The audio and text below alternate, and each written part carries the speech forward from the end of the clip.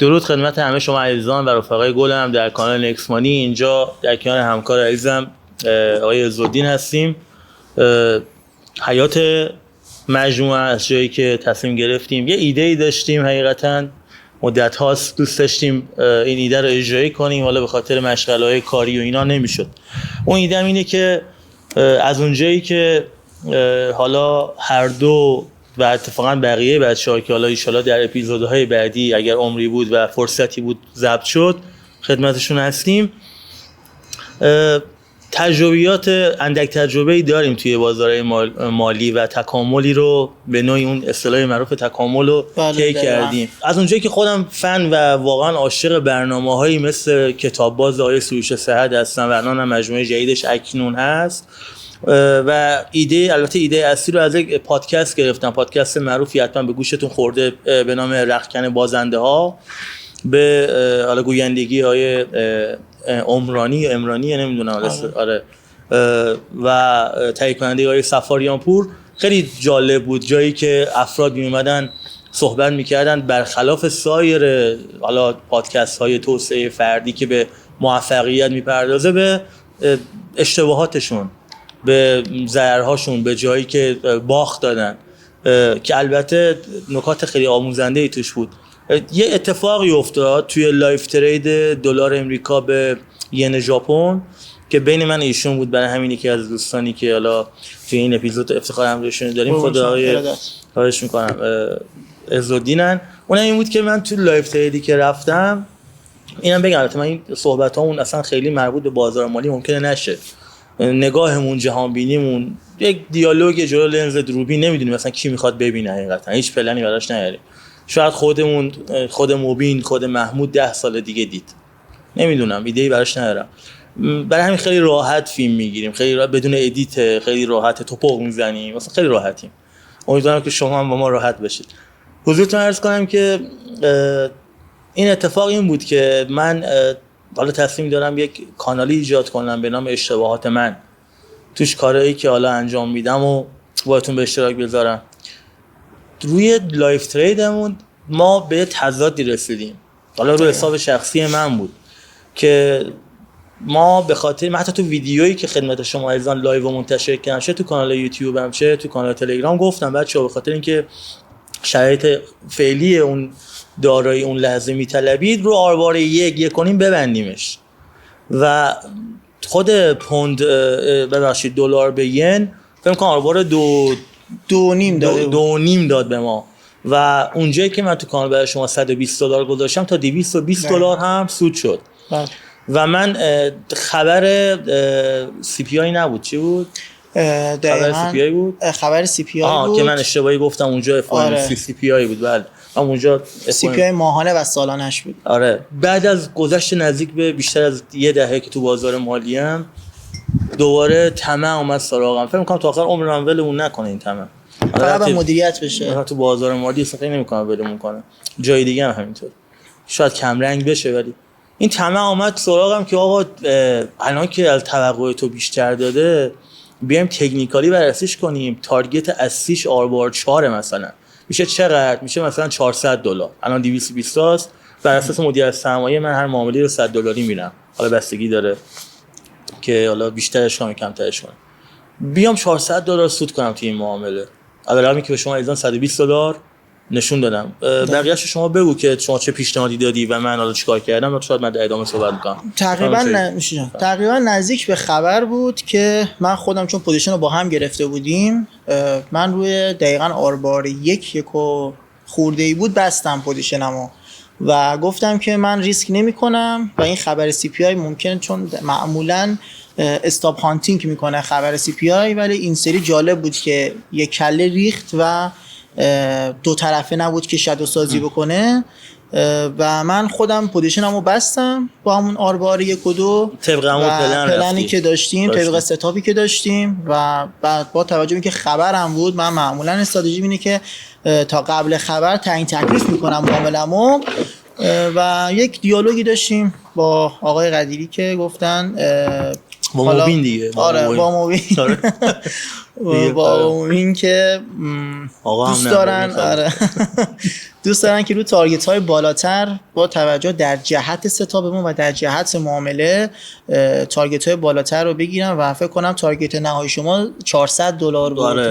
آره 4 میشد $400. دقیقاً. بعد دیگه اونجا خب ممکن بودم خبر واقعا در جهت تحلیل بیاد 50-50 بود که یه حرکت قشنگی هم که ایشون انجام دادن این که اومدن نصف پوزیشن رو اونجا سیو کردن، حتی بیشتر از نصف. آره البته این حرکت به خاطر دیالوگی که با هم داشتیم، من اصلا اونجا به خودم اینو بسته بودم که آقا یا انقدر طمع فعال شده بود، رقمی نیست، بحث ماهیت کار بچه‌ها. شاید این اعداد برای خیلی از شما اصلا شوخی باشه، ولی با توجه به مدیریت سرمایه این اعداد داریم براتون میگیم. من خودم گفتم خب این $400 که میخوام سود کنم توی معامله، یا 400 تا یا 100 تا ضرر، تمام، چیزی این وسط وجود نداره. الان که من اصلا تئوریم، استراتژیم، ستاپم، تارگتمو داده بود، همه چی اتفاق افتاده بود و دقیقاً این 50-50 خبر حالت قمار و گمب و اصطلاحاً فعال کرد و من با خودم بستم روی این که شاید در جهت معامله‌ام اومد، از کجا میدونید. تو دیالوگایی که داشتیم گفت آقا تو استراتژی، ستاپ، دیدگاه، تئوری، سناریو همش برای اینه که آقا باید ببندی. من خودم الان خودش بست و چرا نمیبندی؟ من حقیقتا به خاطر طمعی که داشتم این کارو نکردم، ولی به خاطر صحبتایی که با هم داشتیم یک اتفاق باحال افتاد. یعنی همه هدف من اینه که اینو بگم، حتی اگه هم میخوای قمارم بکنی براش پلن داشته باش. به خدا یعنی اصلا میخوای شیاخت هم اندازی پلن داشته باش که شیاخت با چه محکم اندازم، معمولا محکم میندازم بالاتر ارتفاعی بیشتری میگیره، خوبتر شانسم میاد توش، یا پایینتر میگیره. یک پلنی داشته باش. برای این کار من گفتم خیلی خوب، شاید واقعا تو راست بگی، چرا که نه، پول واقعیمه، سبدمه، استیتمنتمه، چرا ضررشه، بذار نصف بیشتر معامله رو ببندم. و من نصف بیشتر معامله رو بستم و با علم به این که دیگه رقم کمتری میتونم سود کنم، این اتفاق افتاد. حالا چارت نیست اینجا، اینترنت نداریم، الان آفلاینه، چارتش وسط آفلاینه، بعداً میذارم، شاید حالا گذاشتم، به هسته زمین رسید. انقدر ریخت دقیقاً مثلا رسید به هسته، از مثلا این کلیپ‌های اینستاگرام هست، نوار قرمز کندل از مانیتور از ساختمون و خیلی جالب بود. من فکر کنم سر به سر شدم، بعد رفتم دیدم نه، یک $44 تو سود، $44 تو سود بودم، چون بالاتر شما سیو تو آروار بالاتر و سیو سود کرده بودم، ضررم کمتر شد دیگه، $100 نبود، $80 بود که به خاطر اون مبالغی که بود من 40 خردی سود کردم. خیلی جالب بود این دیالوگایی که با هم کردیم، صحبتایی که با هم کردیم و البته فعال شدن طمع تو وجود من. همه جا همینه واقعا، یعنی به خدا هر جایی رو نگاه می‌کنی همینه که شما نگاه می‌کنی یه چیزی رو داری برای یه چیز دیگه فدا می‌کنی. حالا قطعا اون طرف قضیه برات خیلی پررنگه که حاضری این ریسکشو بپذیری و مثلا الان نمونه مثال من خیلی جذاب می‌شدم به دید مخاطبا، خیلی حرف درستی نباشه، قابل نقد حرفم. من اینو روی کوین همستر بودم که تب باید می‌زدی روی گوشی، اونو به حالت یه قمار دیدم. حالا دیدن که چیزی مثلا برای ریسک به ریوارد نداشت، چیزی رو من زمان اونجا برای خودم اهمیت داشت برام و خودم، یعنی چون کارم بازار مالی، تو فامیل رفقا همه اون اوایل ازم سوال می‌کردن که آقا همستر نظرت چیه، خوبه یا نه.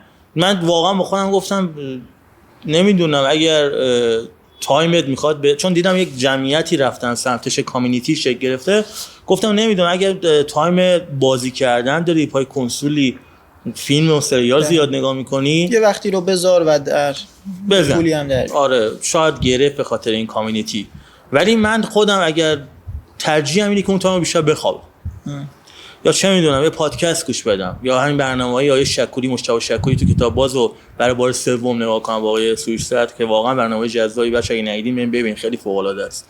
این کارا رو بکنم، یا چه میدونم همون گیمر رو بازی کنم، به شخصیتت برمیگرده. این حالت قمار دیدم که دارم زمانمو میذارم که حالا بعدن چه میدونم یه مبلغی به من بده. اتفاقا پروژه حالا بعدی هم نشد، موفق شد و از معدود پروژه‌ای بود که جواب داد، یه مقدار سودی، ولی من با خودم بسته بودم اگه هر قیمت هر توکنش بشه چه میدونم $100 من با خودم بسته بودم این کارو میکنم و پیشنهادم این بود.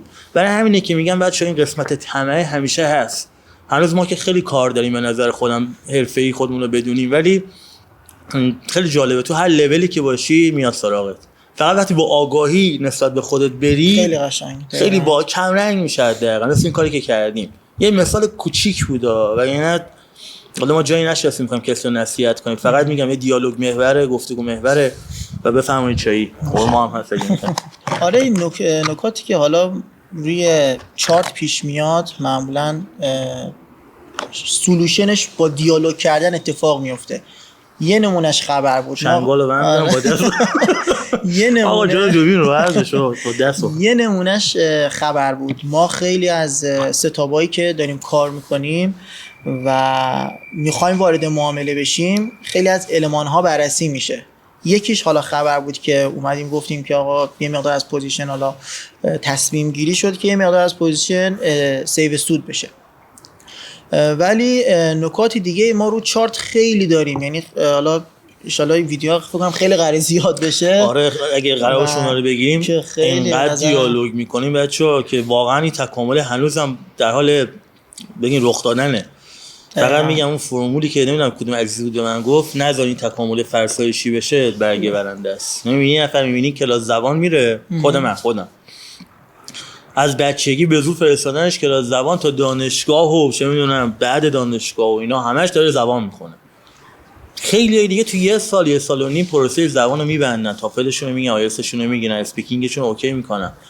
تکامل زبان من فرسایشی شده مثلا. میدونی چی میگم؟ ولی این اتفاق نمیذارم تو بازار مالی بیفته، نذاشتم. مثلا این 10 سالی که دارم به شما میگم یه دهه، میتونم بهتون بگم که باز دوباره 6 تا 7 سالش میتونیم بگیم بدک نبوده، خوب بوده، اینکام داشته، وارد زندگیم شده. 3-4 سال اول تو در دیوار بوده و آره اصلا بدیهیه. فقط هر کسی که از من سوال میکنه من میگم آقا این تکامل رو بذار طی شه، یه شبه نخواد اتفاقات عجیب غریب بیفته ولی طی میشه اگه علاقه داشته باشی. کاملا به نظرم جا داره که باز نکات مهمتری رو ما در ادامه میگیم به بچه‌ها، به دوستان. حتما. و خیلی خوشحال شدیم ان شاءالله که باز این ویدیوها بیشتر بشه، همکاران دیگه هم بیان صحبت کنیم و نه فقط در مورد بازار مالی، خیلی مسائل دیگه گپ بزنیم. میگم مثلا هیچ بازخوردی، مثلا هیچ برنامه‌ای نداریم که چه اتفاقی میخواد بیفته، شاید هم هیچ اتفاقی نیفتاد ولی حس و حالمون خوبه، عزت نفسمون حفظ شده، حال میکنیم. واقعا بازار مالی بچه‌ها فقط لانگ و شورت و چه میدونم سود و ضرر نیست. یک سری دیدگاه‌ها به آدم میده که آدم میتونه خیلی بهتر از اینها عمل کنه. اون حرف وارن بافت یادتون نره، حالا ربطی به موضوع نداره ولی مثلا این دیدگاه رو تو من یه مقداری قلقلک داده. اون اینه که هر موقع همه سمت یه چیزی رفتن تو ازش فاصله بگیر و هر موقع همه ازش چیزی رفتن تو ازش دور فاصله بگیر. همون دوباره نه این جملهش اینه، میگه هر موقع همه به سمت یه چیزی رفتن تو فاصله بگیر، وقتی همه دوباره ازش فاصله گرفتن شما نزدیک شو. خندم میگیره. آقا خلاصش میشه این که هر وقت همه خرید کردن تو بفروش، هر وقت همه فروختن تو بخر. من میخواستم با جملات فارسی بیارم اینو، اون برای سهام صحبت میکنه، من اینجا نتونستم. ببخشید. خیلی ممنون از وقتی که اختصاص دادید و لطف کردید. در پناه نور و عشق الهی باشید. ارادتمند. خدا نگهدارتون.